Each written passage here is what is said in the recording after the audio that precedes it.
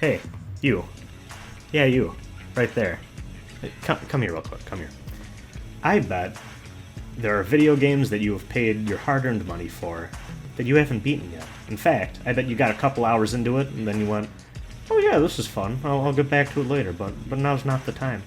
Then you uninstalled it eventually to make room for other games that you bought and may or may not have completed. And you know, just like a boat down the river, just kinda, that original game purchase just kinda went away after a while, and every now and again you take a look at it in your physical library or your Steam library or wherever the fuck you buy your video games from, and you went, oh yeah, I'll get to that one day, but not today, at some other point. And then, you know, what's even worse is I bet there's the same selection of a couple different games, or maybe just one game, that you keep playing, goddammit. You just reinstall it again and again, and whenever you're on Discord and want to do something with your hands when chatting with your buddies, or you're listening to a podcast, you just keep playing the same thing over and over again, don't you? I know this because I am guilty of this too, and I thought, god damn it, 2024 is the year that we are going to deal with the backlog problem. So recently, people on Twitter have been doing this thing where they're assembling these 5x5 grids to create a list of 25 games to get to know them, or just their favorite games. Basically, the point is you assemble a list of games, and it kind of reveals to you the person's taste making the list, or just what their preferences are, favorite games, stuff that means a lot to them, that sort of thing. Pretty fun, wholesome thing that I've loved to see going around. I'm very interested in seeing everyone's list. Here's mine in case you're interested. Ignore the fact that Majora's Mask is a ROM hack. I don't know how that happened. I was just clicking icons, and I thought I had selected normal Majora's Mask. I've never played that ROM hack, so whatever, that was just me being lazy. But yeah, apparently the website people were using to make these is actually a second version of the website, because the first version of the website someone had made, the dude running it got all fucking weird and started putting weird shit on there, and that's not, I don't know. The internet's a wonderful place, isn't it? Anyways, that's enough of that. But while seeing all of this going down on Twitter, I did see someone retweet a person who used this website to create a list of 25 games that they have not played yet, but just based off of their aesthetic appeal or the vibes alone they wanted to play. And I thought, oh shit, that's a pretty smart idea there. That person hit onto something that I think we could all use. And that is that we could maybe use this tool to assemble a bingo sheet to create a more structured and organized way to get through all of our backlogs, because, you know, I just think you get into this hobby for long enough, you're going to start to accumulate games that you just have always meant to play, and you just don't quite get around to. And what more of a fun way of getting through that backlog than making a game of it, right? So what I decided to do is I decided to create a list of 25 games that I have always meant to get around to, maybe put a couple hours in, just for whatever reason have not beaten yet. And I thought, okay, let's go ahead and make a bingo sheet based off of these games. And then I thought, wait, no, this is a bad idea, and I can make even more structure to this to create a more interesting experience. And I would like to share the rules I used to make my personal bingo sheet, so that you can also make yours and join me on this journey going into 2024. I'm gonna start probably in October or November with this. I'm not actually gonna wait till 2024, but 2024 bingo sheet just seems more catchy and, you know, gives people some time to prepare, I suppose.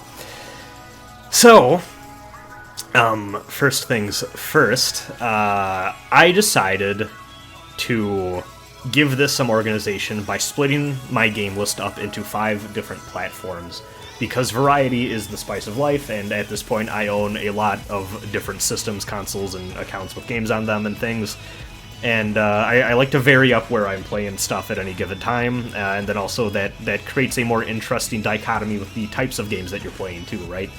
Based on the hardware alone. So, my 5 platforms that I chose were the PS1, the PS2, the PS4/PS5. You know, they're so cross-platform compatible that, you know, my PS5, I'm mostly playing PS4 games on anyways at this point, so I decided to just combine them into one thing. And then for the last 2, Nintendo Switch, which has kind of been collecting dust for me since I bought my Steam Deck, and then this my Steam account. You know, based off of however you want to do things, I think you can split these up however you feel is most appropriate. Like, If I had more games on GOG that I wanted to play, I would have maybe done that separate from Steam, or even if you're someone who pays for like Game Pass or something, maybe have that separate from Steam. I'm not your mom. I'm not gonna be, slapping you on the wrist for doing this wrong. And then the next thing I decided to do was enforce an hour count, because me being me, I start to think about games I've always meant to play and haven't, and then I start putting a bunch of 50 to 100 hour JRPGs all over my list, and then I got halfway through that and I went, what a fucking stupid idea. What better way to make sure I don't succeed at my goal than putting a shit ton of long games that I haven't gotten to in my life for a material reason, that being, I work a 9-to-5 job, I got other shit going on in my life, other creative projects, this YouTube channel that I've been really bad about making videos for. But yeah, I decided let's maybe limit how many hours I can put on this list, and I'm going to use How Long to Beat to just give a simple gauge for. If for whatever reason your game is not indexed on How Long to Beat, look up a long play on YouTube, and then just, see what that person's hour count was and just use that. That's what I did for one of my games that is just a more recent fan translation that nobody has seemingly put an hour count to on How Long to Beat. So what I decided to do is I found an article that broke down how many hours the average gamer plays a year, and then I figured if you're seeing this video, you're probably more in the weeds in this hobby than the average gamer is, so I felt comfortable bumping that up from about 400 hours for the average hour count to, let's say, 500 hours. It just makes it nice and easy. That's about 100 hours per platform of choice. But I wasn't really creating the list with the intention of limiting it to just 100 hours per system. I was thinking about it more as that I had about 100 with a little bit of wiggle room, because my maximum was 500. So, like, for example, my PS1 list is about 105 hours, but then I made up for that in other places. My PS4 list is only 97 hours. My PS2 list is only 65.5 hours. So just try not to go over 500 hours. And keep in mind, if 500 sounds like a lot for you, you're not going to be playing all 25 of these games, right? The idea is that you're going to play a minimum 5. If you get a couple bingos, then hey, more power to you. But the idea isn't that you're going to be playing all of these games. It's just to start making a dent into some of them, right? Then what I decided to do from there is use 2d6 to roll to see what coordinates they would fill on the bingo board. So, for example, I would roll one die and I would get a 3, so that would be on the third column. And then I would roll the second die, and then I would get how high or low up on that column the game was. And then, obviously, as you fill out more of the spaces on the board, it's going to get a little bit trickier, so I decided to just start assigning numbers to different spaces and then rolling, like a D12 or D8 or whatever, and filling them out that way. Whatever works for you for randomizing this. Again, I think what's more important is that you're not just picking where things go necessarily.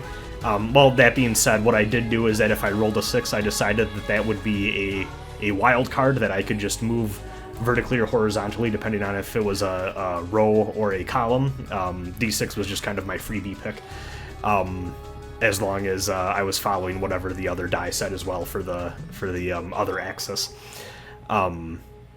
But overall, I think that it would serve you well to keep this mostly randomized placement, because then that's going to force you to get out of your comfort zone a little bit, and it's going to get you over that initial awkward hurdle of, I'm not really in the mood to play this, because, hey, if you play this, that means that you're you're making progress on making bingo, and that'll force you to maybe navigate your library and your backlog and play some stuff that otherwise you would just keep putting off forever.